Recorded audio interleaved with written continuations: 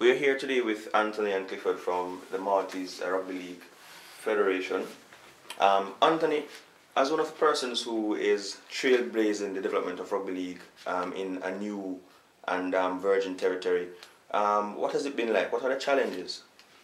Oh, as you know, Romeo, always challenges with breaking into a new country with a new sport. I don't think we're coming across anything that hasn't been come across in Jamaica, in the USA, in Germany, Russia, Latvia, Serbia, and the like.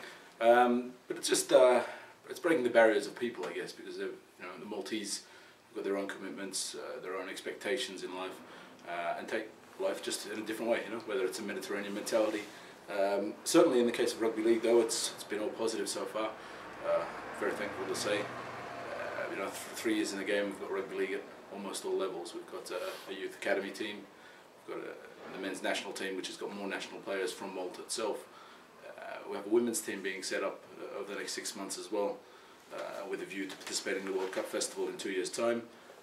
The wheelchair rugby league team as well, which is also looking towards the World Cup Festival participation in 2 years in the UK. And we've got a lot of schools development as well, because that's obviously the future. So I mentioned Youth Academy and the schools development. And domestically, we also have 2 domestic teams with the inclusion of a third and possibly fourth teams this season. Clifford's with the Gozo Rugby League setup. Again, he's coming across his own hurdles in Gozo, but he can probably break down those barriers a bit easier than I can, because he's Gosden born and bred. So Clifford, what has your experience been like bringing rugby league to the female population of Malta? What have the challenges been like, and are you enjoying the process? Yes, obviously it's always nice to be challenged, and obviously we like to get the sports that we love so much into our country, and perhaps even get it stronger. As Anthony said, we try to get this set up also in Gozo, which is even perhaps a bigger challenge than it is in Malta, because of the population, which is much smaller. And yes, well, basically we're trying to get the numbers up before we could start the process of training and getting the team set up. And then obviously when we get the numbers that we wanted in mind, we could probably then get the challenge and the competition starting with the following teams that already exist in Malta. Now, a question for you both, final question. When Jamaica meets Malta for the first time, what will be the score? I think that's well, don't get me wrong, but probably with the way we're going, if we keep on training hard, probably we'll level in the score. Hopefully we will level in the score, because that is what we aim for. We like to be competitive, and if possible, yes, everybody likes to win.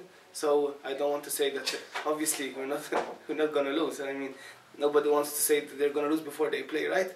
Anthony, what will be the score? I think it's a tough question, because as you know, the Jamaicans got a number of players playing professionally abroad, and when it comes to the big games such as those against Malta, you're going to call on your Lamont Bryans and so forth, and your Joe Browns, and likewise Malta's got the possibility to pull from Australia, from the NRL, the second and third tiers, just as in the UK, from Super League through to Championship 1. I think we're very evenly matched. I'm in a lot of touch with you, Romeo, with our progress in each of our developing countries, and I think 2 full domestic teams coming up against each other will be very tight. At the end of the day, it's the 13 guys on the field and the 4 interchange, of course, that are up against each other. And likewise with our full Super League, NRL potential sides, I think again we're a tight one. I'm not going to give it to you. Well, both our Maltese brethren have shied away from the question, but we will have to wait until the actual game takes place to see Malta or Jamaica who will take the lead. Certainly the score will be more than 2, no 2s. We only play 3 and above. Thank you, boys. One love. Thank you. Cheers, bro.